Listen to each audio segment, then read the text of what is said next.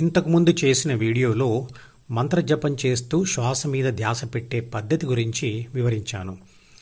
అందరూ ఇదే మంత్రజపం పద్ధతిలో ధ్యానం చేయాలని కాదు, కానీ ధ్యానం యొక్క మౌలిక సిద్ధాంతమైన టోటల్ డైవర్షన్ రూపం చెడకుండా, అంటే సంపూర్ణ ధ్యాస ప్రపంచం నుంచి విడిపడి హృదయ స్థానంలో నిలబడేట్టుగా చేసుకోవాలి. నేను మంత్రజపం స్థానంలో పరికరాల సంగీతం వింటూ సహస్రార స్పర్శ మీద ధ్యాస పెట్టి ధ్యానం చేశాను. ఆ మ్యూజిక్ వల్ల బయట శబ్దాలు వినపడవు. మనసులోని ఆలోచనల మీదకి ధ్యాస మళ్ళినప్పుడల్లా బలవంతంగా ధ్యాసను ఆలోచనల నుండి దారి మళ్లించి సహస్రార స్పర్శ మీద ధ్యాస ఉంచే సాధన చేశాను. అలా కొన్ని సంవత్సరాల సాధన తర్వాత నేరుగా హృదయస్థానం మీద ధ్యాస పెట్టి ధ్యానం చేశాను.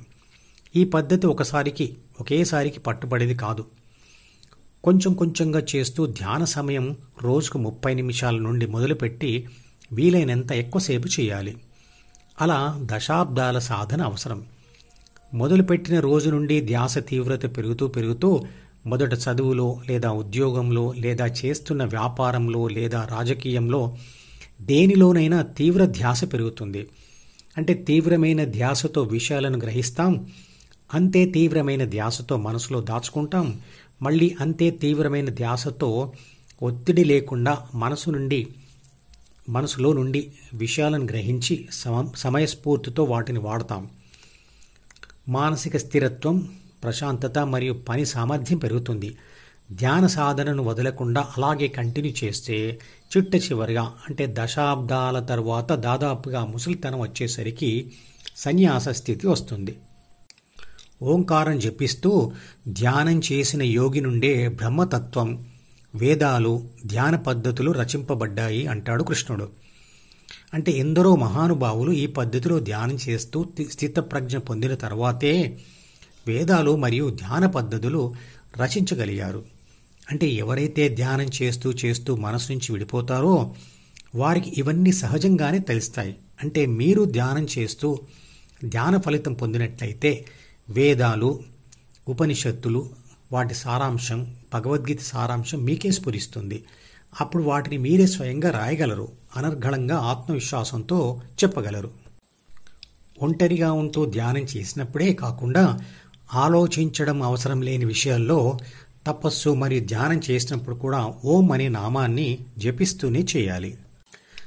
తత్ అంటే విశ్వశక్తి, అంటే పరమాత్మ అంతటా అందరిలో వ్యాపించి ఉంది అనే భావాన్ని, మరియు సత్ అంటే ఆత్మ లేదా విశ్వశక్తి శాశ్వతమైనది అనే భావాన్ని వీలైనంత ఎక్కువసేపు కలిగి ఉంటూ కోరికలు తగ్గించుకొని ఫలితాన్ని ఆశించకుండా ధ్యానం, తపస్సు మరియు దానం చేయాలి.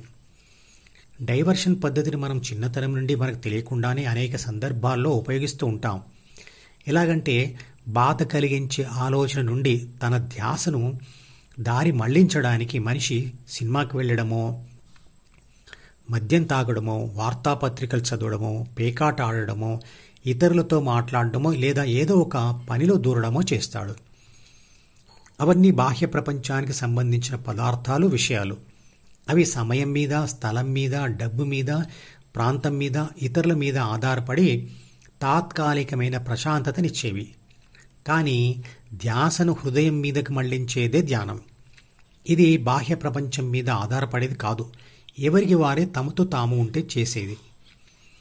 మనసులో అనుకొని బాహ్య విషయాలను వదిలివేసేది త్యాగం అయితే, డైవర్షన్ పద్ధతిలో ధ్యానం చేస్తూ ఉన్నప్పుడు చివరి దశలో తనకు తెలియకుండానే ధ్యానం చేయాలనే కోరికతో సహా మనసులోని ఇతర కోరికలను వదిలివేసేది సన్యాసం. ధ్యానం, దానం మరియు తపస్సులను అనుకొని త్యాగం చేయాలి. అదే వైరాగ్యం.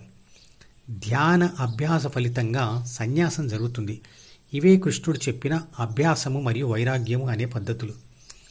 తపస్సు అంటే కోరికలను మనసులో అనుకోవద్దు, శరీరంతో అనుభవించవద్దు, నోటితో అనవద్దు. దానం అనేది కూడా వైరాగ్య భావనకు సంకేతం. ఆసక్తి లేకుండా, ఏది ఆశించకుండా మరియు ఫలితం మీద దృష్టి పెట్టకుండా దానం, తపస్సు, ధ్యానం చేయాలి. ఆసక్తి లేకుండా ఎవరైనా పనులు ఎలా చేయవచ్చు అంటే, ఏ పనులైనా అలవాటుగా మారేంత వరకు ఆసక్తితోనే మొదలుపెట్టి చేయాలి.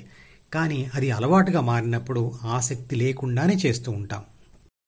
ఈ మధుపదం యూట్యూబ్ ఛానల్ వీడియోని సబ్స్క్రైబ్ చేసి గంట గుర్తును నొక్కి ఆల్ని సెలెక్ట్ చేసి ప్రతిరోజు యూట్యూబ్ ఓపెన్ చేసి అడుగున ఉన్న సబ్స్క్రిప్షన్ బటన్ నొక్కితే అన్ని లేటెస్ట్ వీడియోలు చూడవచ్చు.